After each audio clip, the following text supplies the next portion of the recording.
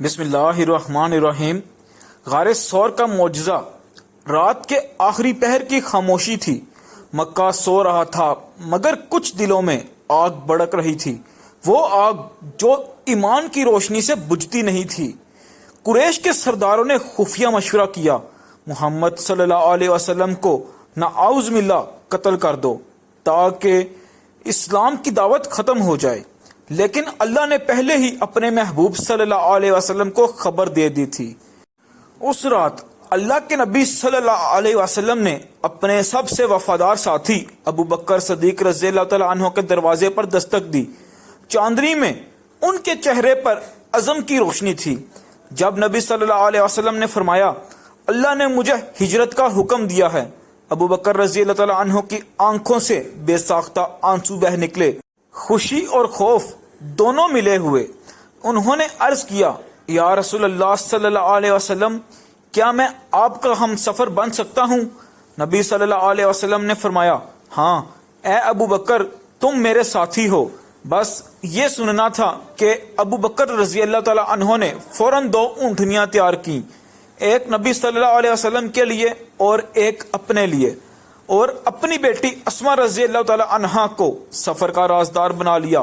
رات کا سفر جب مکہ کی گلیاں سو گئیں، نبی صلی اللہ علیہ وسلم نے گھر سے نکلتے وقت اپنے بستر پر حضرت علی رضی اللہ تعالیٰ عنہ کو لٹایا تاکہ دشمن سمجھے کہ نبی صلی اللہ علیہ وسلم ابھی گھر میں ہیں، اور پھر خاموش رات میں 2 پروانے نکل پڑے، ایک نبی صلی اللہ علیہ وسلم اور دوسرے ابو بکر رضی اللہ تعالیٰ عنہ۔ مدینہ کی سمت نہیں بلکہ مکہ کے جنوب میں غار سور کی طرف۔ یہ چال دشمنوں کو دھوکہ دینے کے لیے تھی۔ اللہ کا محبوب صلی اللہ علیہ وسلم جس کی تلاش میں دشمن تلواریں سونت چکے تھے، پہاڑ کی طرف بڑھ رہا تھا۔ راستہ دشوار پتھریلا مگر ایمان کی طاقت نرم تکیہ بن گئی۔ غار سور میں پناہ۔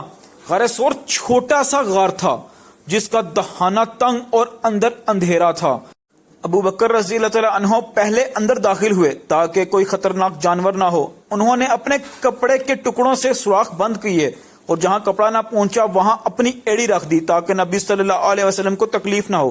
جب نبی صلی اللہ علیہ وسلم اندر آئے تو ابو بکر رضی اللہ تعالیٰ عنہ نے آہستہ کہا، یا رسول اللہ صلی اللہ علیہ وسلم، اب آپ آرام کریں۔ آپ صلی اللہ علیہ وسلم نے ان کی گود میں سر رکھا اور نیند آ گئی۔ اتنے میں ایک سانپ نے وہی جگہ کاٹی جہاں ابو بکر رضی اللہ تعالیٰ عنہ کی ایڑی سوراخ پر رکھی تھی۔ وہ تڑپ اٹھے مگر آواز نہ نکالی، کہیں نبی صلی اللہ علیہ وسلم کی نیند خراب نہ ہو جائے۔ صرف آنکھوں سے آنسو بہ نکلے، اور ان آنسوؤں کی بوند جب نبی صلی اللہ علیہ وسلم کے رخسار پر گری تو آپ صلی اللہ علیہ وسلم جاگ اٹھے اور پوچھا، ابو بکر کیا ہوا؟ انہوں نے عرض کیا، کچھ نہیں یا رسول اللہ، بس ایک زخم ہے۔ آپ صلی اللہ علیہ وسلم نے اپنا لعاب دہن وہاں لگایا اور وہ زخم پلک جھپکتے ہی ٹھیک ہو گیا۔ اللہ کی حفاظت کا معجزہ۔ 3 دن تک نبی صلی اللہ علیہ وسلم اور ابو بکر رضی اللہ تعالیٰ عنہ غار میں چھپے رہے۔ دشمنوں کو پتہ چل چکا تھا کہ نبی صلی اللہ علیہ وسلم گھر سے نکل گئے ہیں۔ قریش نے انعام کا اعلان کیا، جو محمد صلی اللہ علیہ وسلم کو زندہ یا مردہ لائے اسے 100 اونٹ ملیں گے۔ شکار کے ماہر خون خوار تلواروں والے سپاہی پہاڑوں پر پھیل گئے۔ آخرکار کچھ لوگ غار سور کے دہانے تک پہنچ گئے۔ ابو بکر رضی اللہ تعالیٰ عنہ کے دل کی دھڑکن تیز ہو گئی۔ انہوں نے آہستہ کہا، یا رسول اللہ صلی اللہ علیہ وسلم، اگر وہ ذرا سا نیچے جھانکیں تو ہمیں دیکھ لیں گے۔ نبی صلی اللہ علیہ وسلم نے مسکرا کر فرمایا، ابو بکر غم نہ کرو، اللہ ہمارے ساتھ ہے۔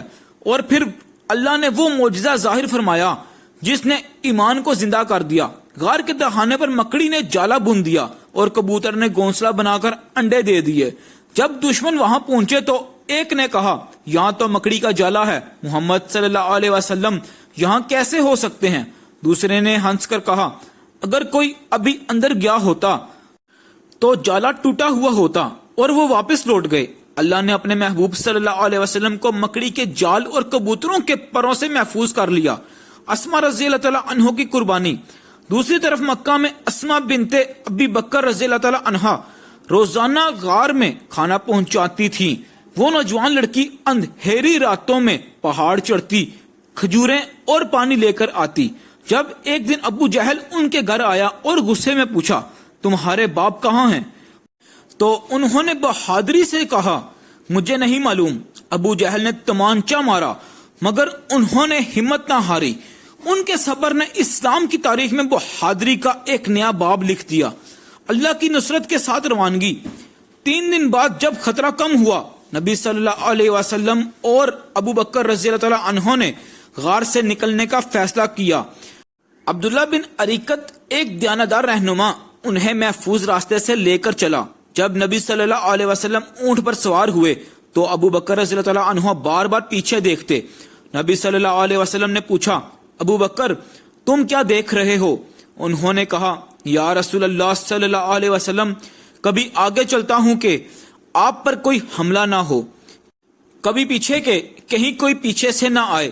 یہ تھی محبت صدیق رضی اللہ تعالیٰ عنہ جو ہر سانس میں وفا بن گئی۔ راستے میں ایک چراگاہ والے سراقہ بن مالک نے تعاقب کیا، مگر جب قریب پہنچا تو اس کے گھوڑے کے پاؤں زمین میں دھنس گئے۔ نبی صلی اللہ علیہ وسلم نے فرمایا، اے سراقہ لوٹ جاؤ، آج نہیں مگر ایک دن تم کیسر و کسرا کے کنگن پہنو گے۔ اور یہ پیشگوئی سالوں بعد حرف بہ حرف پوری ہوئی۔ مدینہ کی طرف سفر۔ دنوں کے سفر کے بعد وہ قبا پہنچے۔ مدینہ کے لوگ بے تابی سے انتظار کر رہے تھے۔ جب نبی صلی اللہ علیہ وسلم نظر آئے تو سب نے نعرہ لگایا، آ گیا رسول اللہ، آ گیا رسول اللہ۔